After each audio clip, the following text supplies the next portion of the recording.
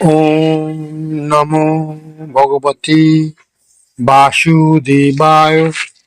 ওম নমো ভগবতে বাসুদেবায়। ওম নমো ভগবতে বাসুদেবায়।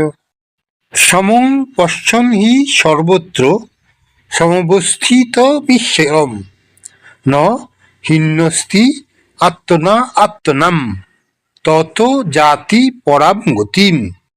যিনি সর্বত্র সমভাবে অবস্থিত পরমাত্মাকে দর্শন করেন, তিনি কখনো মনের দ্বারা নিজেকে অধঃপতিত করেন না।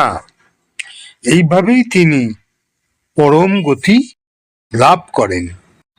জীবাত্মা কেন তার চিন্ময় অবস্থা উপলব্ধি করে না?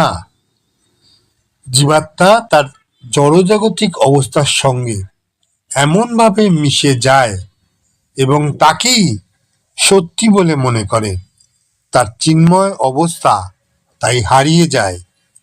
তাই সে তার জড়জাগতিক অবস্থাকেই তার প্রকৃত অবস্থা মনে করে।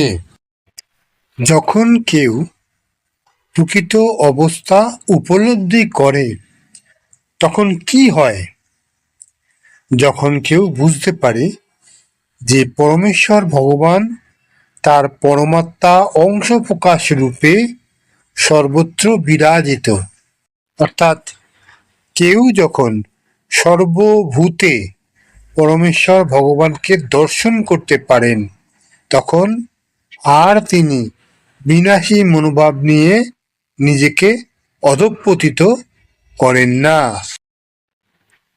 তখন তিনি ধীরে ধীরে চিন্ময় জগতের দিকে অগ্রসর হতে থাকেন।